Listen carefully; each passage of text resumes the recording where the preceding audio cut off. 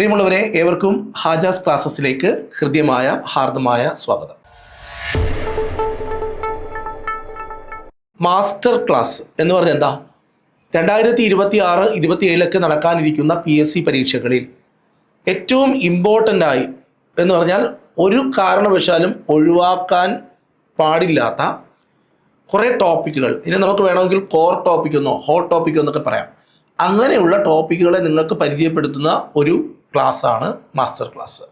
ഈ മാസ്റ്റർ ക്ലാസ്സിൻ്റെ പ്രത്യേകത, നമ്മൾ എടുക്കുന്ന ടോപ്പിക്ക് കംപ്ലീറ്റ് ആയിട്ട് അവിടെ കവേർഡ് ആവും എന്നുള്ളതാണ്.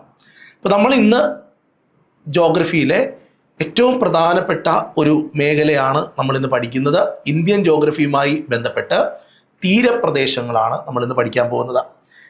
നമുക്കറിയാം, ഇന്ത്യയുടെ തീരപ്രദേശം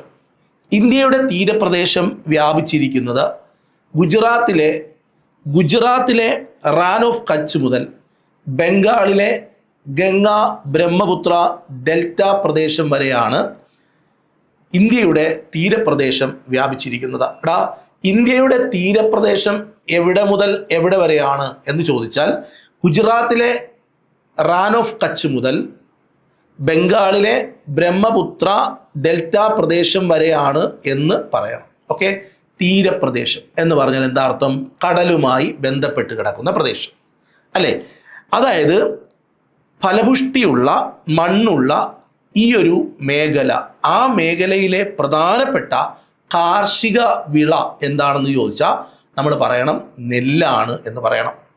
അപ്പോൾ വളരെയധികം ഫലഭൂഷ്ടിയാർന്ന മണ്ണ് ഉള്ള ഈ ഒരു തീരപ്രദേശത്തെ പ്രധാനപ്പെട്ട കാർഷിക വിള നെല്ലാണ്.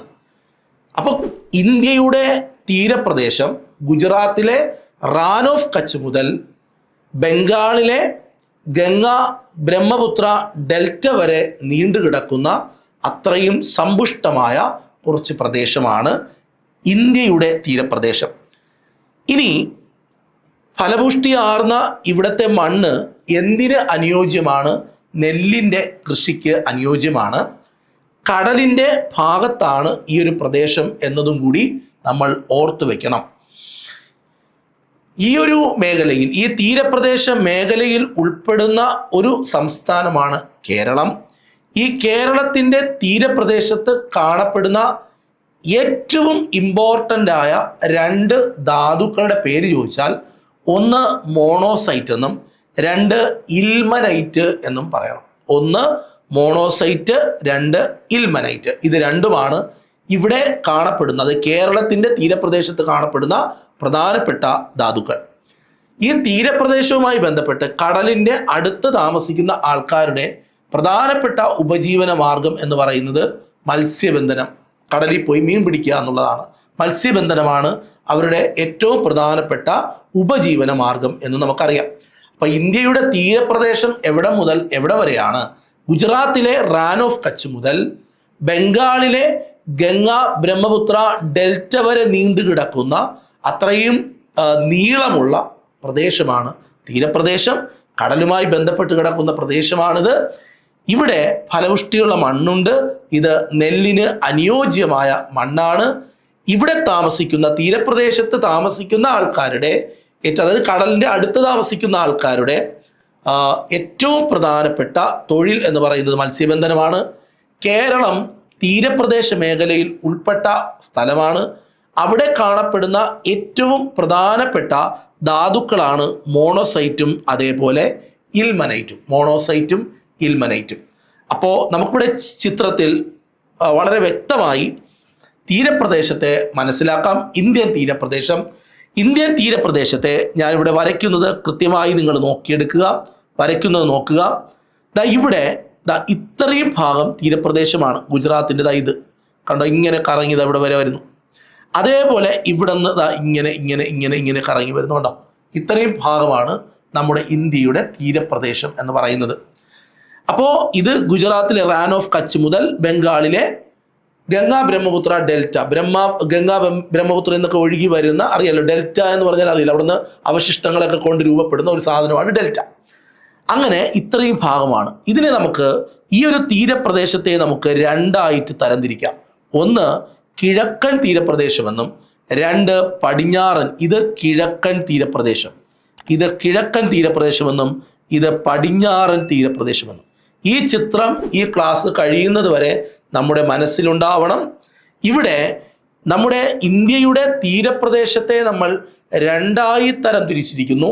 ഒന്ന് കിഴക്കൻ തീരപ്രദേശം, ബംഗാൾ ഉൾക്കടൽ ഉൾപ്പെടുന്ന തീരപ്രദേശം, അറബിക്കടൽ ഉൾപ്പെടുന്ന പടിഞ്ഞാറൻ തീരപ്രദേശം. ഇങ്ങനെ നമ്മൾ ഇന്ത്യൻ തീരപ്രദേശത്തെ 2ആയി തരം തിരിക്കുന്നു.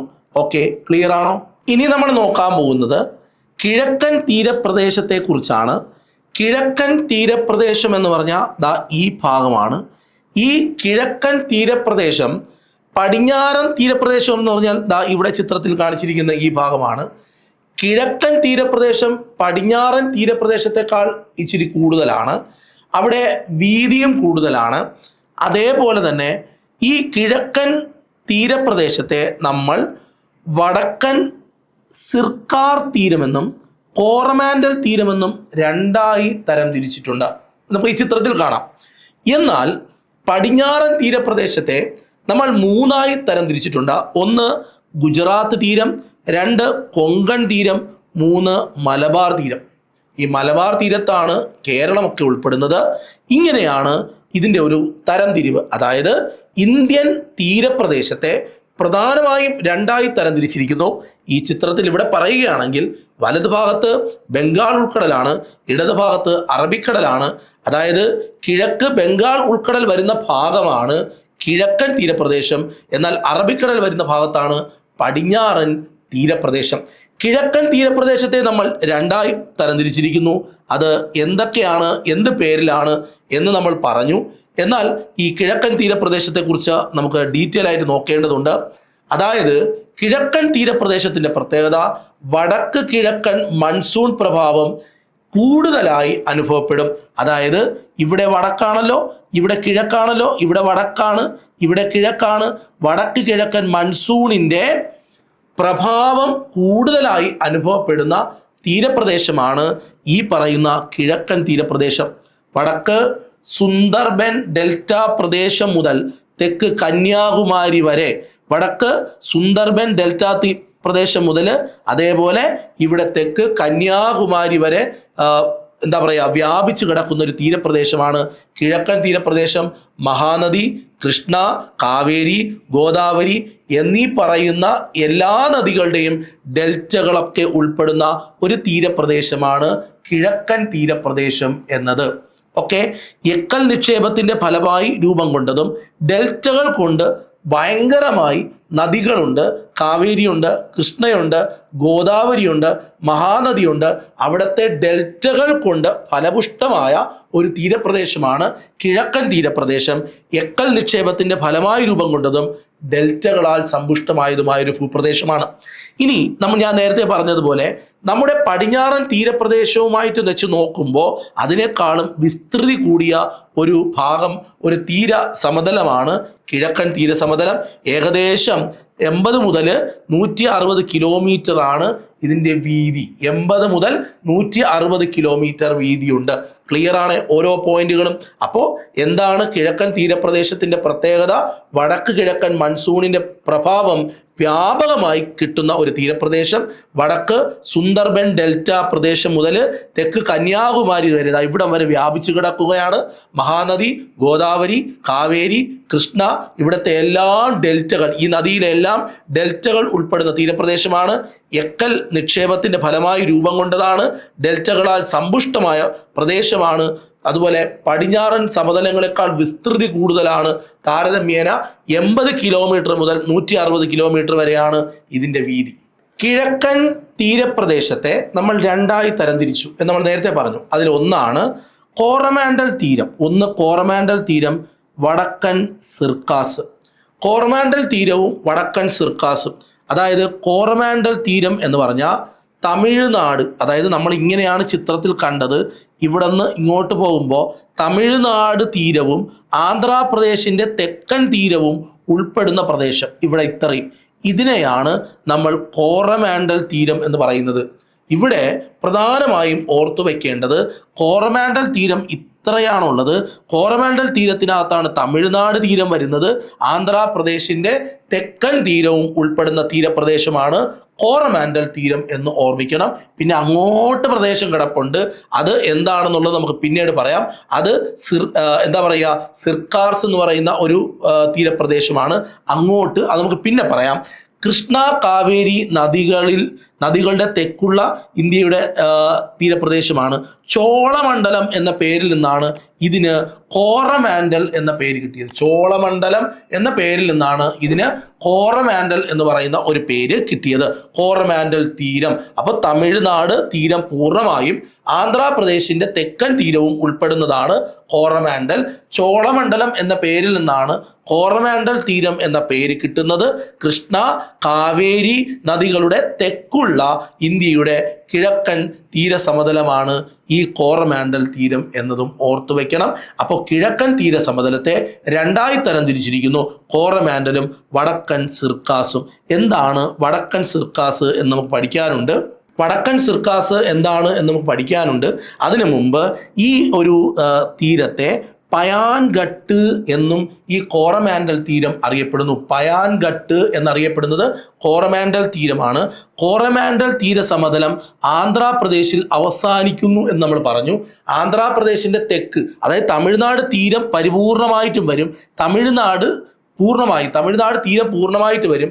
ആന്ധ്രാപ്രദേശിന്റെ തെക്ക് ഇത് അവസാനിക്കുകയാണ്. ആ ഭാഗത്തെ നമ്മൾ വിളിക്കുന്ന പേരാണ് ഫാൾസ് ഡെവി പോയിന്റ്. എന്താണ് ഫാൾസ് ഡെവി പോയിന്റ്? കോറമാൻഡൽ തീരസമതലം ആന്ധ്രാപ്രദേശിൽ എവിടെയാണോ അവസാനിക്കുന്നത് ആ ഭാഗത്തെ ഫാൾസ് ഡെവി പോയിന്റ് എന്ന് പറയും. ഈ കോറമാൻഡൽ തീരത്ത് കാണപ്പെടുന്ന വളരെ ഫലപുഷ്ടിയുള്ള മണ്ണിനെ നമ്മൾ അറിയപ്പെടുന്ന പേരാണ് എക്കൽ മണ്ണ്. ഏറ്റവും ഫലപുഷ്ടിയുള്ള ഒരു മണ്ണാണ് എക്കൽ മണ്ണ്. കോറമാൻഡൽ തീരത്ത് കാണപ്പെടുന്ന മണ്ണാണ്. പ്രധാനപ്പെട്ട ഒരു മണ്ണിനമാണ് എക്കൽ മണ്ണ് എന്ന് പറയുന്നത്. അപ്പോൾ നമ്മൾ ഒരു കുഞ്ഞു കാര്യം പറഞ്ഞോട്ടെ. നമ്മുടെ കമ്പനി ബോർഡ് LGSന്റെ ഒരു പുതിയ ബാച്ച് ഇപ്പോൾ അഡ്മിഷൻ എടുത്തുകൊണ്ടിരിക്കുകയാണ്. ഫീസ് എല്ലാം കുറച്ച് വെറും 1999 രൂപയ്ക്ക് കമ്പനി ബോർഡ് LGSന്റെ കൃത്യമായ ക്ലാസ്സുകൾ, ഏകദേശം 15ഓളം അധ്യാപകരുണ്ടാവും നമുക്ക് ക്ലാസ് എടുക്കാൻ. എല്ലാവരും അവരുടെ സബ്ജക്റ്റിൽ വളരെ മിടുക്കരാണ്. ജോഗ്രഫി തന്നെ, Indian geography, world geography, Kerala geography ഒക്കെ സെപ്പറേറ്റ് അധ്യാപകരാണ് നമുക്ക് ക്ലാസ് എടുക്കുക. അതേപോലെ സയൻസ് ഞാനാണ് ക്ലാസ് എടുക്കുക, മാത്സ് ഞാനാണ് ക്ലാസ് എടുക്കുക. ഇതേപോലെ ഓരോ സബ്ജക്റ്റിനും ഓരോ ടീച്ചേഴ്സ് ഉണ്ടാവും.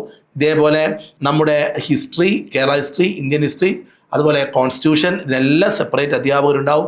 എല്ലാവരും വളരെ എക്സ്പേർട്ടായിട്ടുള്ള ഒരുപാട് ഉദ്യോഗസ്ഥരാക്കി പരിചയസമ്പന്നരായ അധ്യാപകരുടെ ക്ലാസ്സുകളാണ്. നിങ്ങൾ ഇന്ന് തന്നെ ജോയിൻ ചെയ്യണം എന്ന് പറയുകയാണ്. നിങ്ങൾക്ക് ഈ കോഴ്സിൽ ജോയിൻ ചെയ്യണമെങ്കിൽ എൻ്റെ നമ്പറിൽ വിളിക്കാം. 9950270774 എന്ന് പറയുന്നതാണ് എൻ്റെ നമ്പർ. ഈ നമ്പറിൽ നിങ്ങൾ വിളിച്ചാൽ നിങ്ങളുടെ ക്ലാസ്സുകളുടെ ഡീറ്റെയിൽ ഒക്കെ ഞാൻ പറഞ്ഞു തരാം. നിങ്ങൾക്ക് താല്പര്യമുണ്ടെങ്കിൽ ക്ലാസ്സിലേക്ക് ജോയിൻ ചെയ്യാം. താല്പര്യപ്പെടണം, കാരണം അത്രയും കിടിലൻ ക്ലാസ്സുകളാണ്. ഇനി നമുക്ക് കാര്യങ്ങളിലേക്ക് വരാം. അടുത്ത് പറയാൻ പോകുന്നത് വടക്കൻ സിർക്കാസ് എന്ന് പറയുന്ന ഒരു ഭാഗമാണ്. അതായത് കിഴക്കൻ തീരപ്രദേശത്തിൻ്റെ രണ്ടായിട്ട് ഡിവൈഡ് ചെയ്തതിൽ ഒന്നാമത്തത് കോറമാൻഡലും രണ്ടാമത്തത് സിർക്കാർസും ആണ്. അതായത് ഞാൻ പറഞ്ഞല്ലോ, തുടക്കത്തിലേ പറഞ്ഞല്ലോ, മഹാനദി, കൃഷ്ണ എന്നീ നദികളുടെ വടക്ക് കിഴക്ക് ഭാഗത്തുള്ള ഇന്ത്യയുടെ കിഴക്കൻ തീരപ്രദേശമാണ് വടക്കൻ സിർക്കാസ് എന്നറിയപ്പെടുന്നത്. അതായത് ആന്ധ്രാപ്രദേശിൻ്റെ വടക്കൻ തീരവും ആന്ധ്രാപ്രദേശിൻ്റെ തെക്ക് വെച്ചിട്ടാണ് കോറമാൻഡൽ തീരം അവസാനിക്കുന്നത്. അതുകൊണ്ട് ആന്ധ്രാപ്രദേശിൻ്റെ വടക്കൻ തീരവും ഒഡീഷയുടെ തീരവും പശ്ചിമ ബംഗാൾ തീരവും ഉൾപ്പെടുന്നതാണ് വടക്കൻ സിർക്കാർസ്.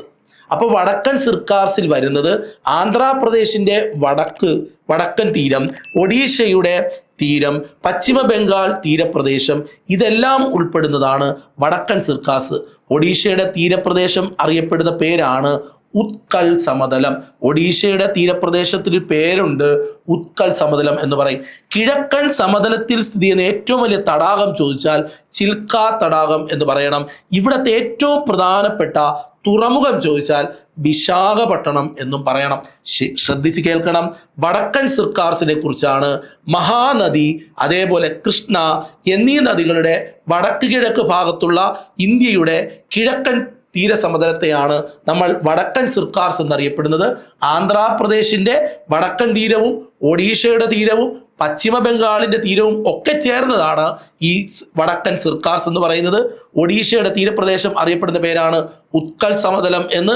കിഴക്കൻ തീരസമതലത്തിൽ കാണപ്പെടുന്ന ഏറ്റവും വലിയ തടാകത്തിന്റെ പേരാണ് ചിൽക്ക തടാകം. ഇവിടെയുള്ള ഏറ്റവും വലിയൊരു തുറമുഖമാണ്, പ്രധാനപ്പെട്ട തുറമുഖമാണ് വിശാഖപട്ടണം. ഇനി നമ്മൾ പറയാൻ പോകുന്നത് പടിഞ്ഞാറൻ തീരപ്രദേശത്തെ കുറിച്ചാണ്. ഇന്ത്യൻ തീരപ്രദേശത്തെ രണ്ടായി തരം തിരിച്ചിരിക്കുന്നു. ഒന്ന് കിഴക്കൻ തീരപ്രദേശവും രണ്ട് പടിഞ്ഞാറൻ തീരപ്രദേശവും. ഗുജറാത്തിലെ റാൻ ഓഫ് കച്ച് മുതൽ കന്യാകുമാരി വരെ വ്യാപിച്ചു കിടക്കുന്നതാണ് പടിഞ്ഞാറൻ തീരപ്രദേശം എന്ന് നമ്മൾ പറഞ്ഞു. ഇനി ഈ സമതലത്തിന്റെ പ്രത്യേകത പശ്ചിമഘട്ടത്തിനും അറബിക്കടലിനും ഇടയിലാണ് ഈ ഒരു തീരസമതലം. നമ്മൾ ആ ചിത്രത്തിൽ കണ്ടതാണ്. പശ്ചിമഘട്ടത്തിനും അതേപോലെ അറബിക്കടലിനും ഇടയിലുള്ള ഒരു തീരസമതലമാണ് പടിഞ്ഞാറൻ തീരസമതലം. ഇവിടെ നമ്മൾ നേരത്തെ പറഞ്ഞു വടക്ക് കിഴക്കൻ മൺസൂണിന്റെ പ്രഭാവം കൂടുതലായി കിട്ടുന്നതാണ് കിഴക്കൻ തീരസമതലം എങ്കിൽ ഈ ഒരു തീരസമതലം പടിഞ്ഞാറൻ തീരസമതലം തെക്കു പടിഞ്ഞാറൻ മൺസൂണിന്റെ പ്രഭാവം കൂടുതലായി അനുഭവപ്പെടുന്ന തീരപ്രദേശമാണ്. ഏകദേശം 64 കിലോമീറ്റർ വീതിയുള്ള ഒരു ഇടുങ്ങിയ തീരസമതലമാണ്. നമ്മൾ നേരത്തെ പടിഞ്ഞാറൻ തീരസമതലത്തിന്റെ വീതി എന്ന് പറയുന്നത് കിഴക്കൻ തീരസമതലത്തിന്റെ വീതി എന്ന് പറയുന്നത് 80 മുതൽ 160 കിലോമീറ്റർ വരെ എന്ന് പറഞ്ഞു. എന്നാൽ ഇവിടെ ഏകദേശം 64 കിലോമീറ്റർ വീതിയുള്ള ഒരു ഇടുങ്ങിയ തീരസമതലമാണ് പടിഞ്ഞാറൻ തീരസമതലം. ഓക്കെ, അതായത് നമ്മുടെ കിഴക്കൻ തീരസമതലത്തെ അപേക്ഷിച്ച് വീതി കുറവാണ്. അവിടെ 80 മുതൽ 160 വരെ ആയിരുന്നു. 80 മുതൽ 160 വരെ ആയിരുന്നു നേരത്തെ, അല്ലെ? 80 മുതൽ 160 കിലോമീറ്റർ വരെ ആയിരുന്നു നേരത്തെ നമ്മൾ പറഞ്ഞ കിഴക്കൻ തീരസമതലത്തിന്റെ വീതി എന്ന് പറയുന്നത്. ഇവിടെ വീതി കുറവാണ്.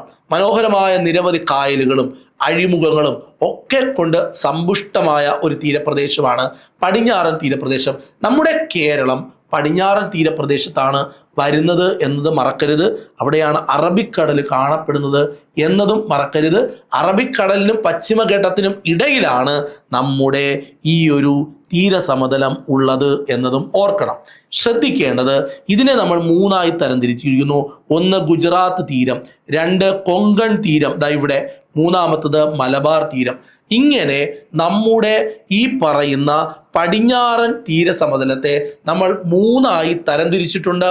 1 ഗുജറാത്ത് തീരം, 2 കൊങ്കൺ തീരം, 3 മലബാർ തീരം. നമുക്ക് നോക്കേണ്ടതുണ്ട് എന്താണ് ഗുജറാത്ത് തീരം. അതായത് ഗുജറാത്തിലെ റാൻ ഓഫ് കച്ചിനും അതേപോലെ തന്നെ ഗൾഫ് ഓഫ് കാമ്പത്തിനും ഇടയിൽ സ്ഥിതി ചെയ്യുന്ന പ്രദേശമാണ് ഗുജറാത്തിൻ്റെ ഈ പറയുന്ന ഗുജറാത്ത് തീരം എന്ന് പറയുന്നത്. ഗുജറാത്തിൻ്റെ വടക്ക് പടിഞ്ഞാറ് ഭാഗത്ത് സ്ഥിതി ചെയ്യുന്ന ലവണത്വമുള്ള ചതുപ്പ് നിലങ്ങളാണ് റാൻ ഓഫ് കച്ച്. ചതുപ്പ് നിലങ്ങളാണ്, നല്ല ലവണത്വമുള്ള സോൾട്ടിഷ് ആയിട്ടുള്ള ആ ഒരു നിലങ്ങളെയാണ് നമ്മൾ റാൻ ഓഫ് കച്ച് എന്ന് പറയുന്നത്. അതേപോലെ ഇന്ത്യയുടെ സോൾട്ട് ഡെസേർട്ട് എന്നോ വെളുത്ത മരുഭൂമിയോ എന്നൊക്കെ അറിയപ്പെടുന്നത് ഈ റാൻ ഓഫ് കച്ചിനെയാണ്. എന്താണ് റാൻ ഓഫ് കച്ച്? ലവണത്വമുള്ള സോഡിയം ക്ലോറൈഡ് പോലെയുള്ള ലവണങ്ങൾ, അതേപോലത്തെ ലവണം മഗ്നീഷ്യം ക്ലോറൈഡ് പോലെയുള്ള ലവണങ്ങൾ അടങ്ങിയ മണ്ണാണ്, ചതുപ്പാണ്. അങ്ങനെയുള്ള പ്രദേശമാണ് ഗുജറാത്തിലെ. അവിടെയാണ് റാൻ ഓഫ് കച്ച് എന്ന് പറയുന്നത്. ഗുജറാത്തിനെ പാകിസ്ഥാനിലെ സിന്ധ് പ്രവിശ്യയിൽ നിന്നും വേർതിരിക്കുന്നത് ഈ റാൻ ഓഫ് കച്ചാണ്. ഗുജറാത്തിനെ പാകിസ്ഥാനിലെ സിന്ധ് പ്രവിശ്യയിൽ നിന്നും വേർതിരിക്കുന്ന ഒന്നാണ് റാൻ ഓഫ് കച്ച്.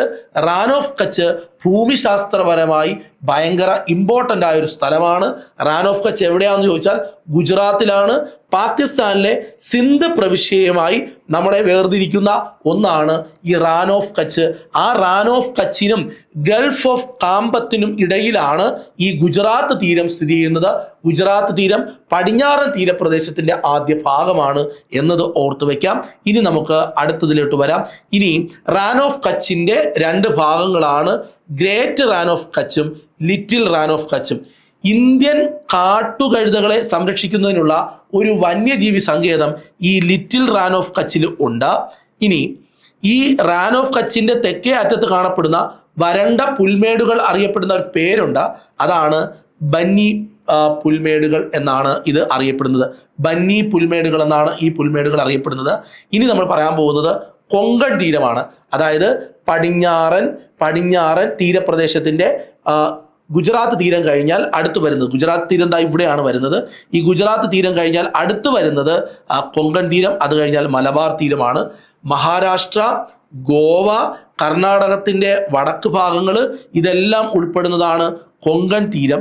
ഇന്ത്യയിലെ ഏറ്റവും വലിയ പോർട്ടായ മുംബൈ പോർട്ട് സ്ഥിതി ചെയ്യുന്നത് കൊങ്കൺ തീരത്താണ്. കൊങ്കൺ തീരം എന്ന് പറയുന്ന തീരപ്രദേശം പടിഞ്ഞാറൻ തീരപ്രദേശത്തിൻ്റെ രണ്ടാമത്തെ ഭാഗമാണ്. അതായത് ഈ ഗുജറാത്ത് തീരത്തിനും മലബാർ തീരത്തിനും ഇടയിലാണ്. ഇവിടെയാണ് ഗോവ, ഇവിടെയാണ് മഹാരാഷ്ട്ര. ഇന്ത്യയിലെ ഏറ്റവും വലിയ പോർട്ടായ മുംബൈ പോർട്ട് അവിടെയാണ്. മലബാർ തീരം എന്ന് പറയുന്നത് കർണാടകത്തിൻ്റെ തെക്കൻ തീരവും കേരളത്തിൻ്റെ തീരപ്രദേശവും ഉൾപ്പെടുന്നതാണ്. ഇവിടെയാണ് പടിഞ്ഞാറൻ തീരപ്രദേശത്തിൽ തെക്ക് ഭാഗം അറിയപ്പെടുന്നത് മലബാർ തീരം എന്നാണ്. ഈ ലഗൂണുകൾ കാണപ്പെടുന്ന തീരപ്രദേശമാണ് മലബാർ തീരം. വടക്കൻ മലബാർ തീരം അറിയപ്പെടുന്നത് കർണാടക തീരം എന്നാണ്. വടക്കൻ മലബാർ തീരം അറിയപ്പെടുന്നത് കർണാടക തീരം എന്നാണ്. കൃത്യമായി ഓരോ തീരപ്രദേശവും ഏത് സംസ്ഥാനങ്ങൾ എന്ന ഒരു ചോദ്യം സാധാരണയായി PSC ഇതിനകത്ത് ചോദിക്കാറുണ്ട്. തീരപ്രദേശങ്ങൾ സ്ഥിരമായി PSC ചോദിക്കുന്ന ചോദ്യങ്ങൾ ഉൾപ്പെടുന്ന ഒരു മേഖലയാണ്. അതേപോലെ നമ്മൾ PSC തുടക്കക്കാരുണ്ടെങ്കിൽ എല്ലാവർക്കും വേണ്ടി ഏത് പരീക്ഷയോ എഴുതിക്കോട്ടെ, നിങ്ങൾക്ക് ആദ്യം കിട്ടുന്ന ഒരു ക്ലാസ്, നമ്മൾ സ്കൂൾ കുട്ടികളെ ക്ലാസ്സിലേക്ക് കൊണ്ടുപോകുമ്പോൾ അവർക്ക് LKG മുതൽ ഒരു 4ാം ക്ലാസ് വരെ കിട്ടുന്ന 7ാം ക്ലാസ് വരെ കിട്ടുന്ന അടിസ്ഥാനം ഗംഭീരമാണെങ്കിൽ പിന്നെ അവരെ പിടിച്ചാൽ കിട്ടൂല എന്ന് പറയുന്ന പോലെ PSCയിലേക്ക് നിങ്ങൾ വന്നിറങ്ങുമ്പോൾ നിങ്ങൾക്കൊന്ന് വഴിതെറ്റി പോകാതിരിക്കാനുള്ള ഏറ്റവും ബേസിക് ആയിട്ടുള്ള ഫൗണ്ടേഷൻ ബാച്ച് നമ്മൾ സ്റ്റാർട്ട് ചെയ്തിട്ടുണ്ട്. 1 വർഷത്തേക്കാണ്. ഇതിൻ്റെ ഫീസ് വളരെ കുറവാണ്, 1500 രൂപ മാത്രമാണുള്ളത്. നിങ്ങൾക്ക് ജോയിൻ ചെയ്യാം. ഞാനിവിടെ താഴെ നമ്പർ കൊടുത്തിട്ടുണ്ട്, എല്ലാവരും ജോയിൻ ചെയ്യണം. നമ്മളിന്ന് തീരപ്രദേശത്തെക്കുറിച്ചാണ് സംസാരിച്ചത്. വരുന്ന പരീക്ഷകളിൽ തീരപ്രദേശത്തിലെ ഒരു ചോദ്യം ഉണ്ടാവട്ടെ, അത് നമുക്ക് കൃത്യമായി എഴുതിയെടുക്കാൻ സാധിക്കട്ടെ എന്ന് ആശംസിച്ചുകൊണ്ട് നിർത്തുന്നു. Bye bye.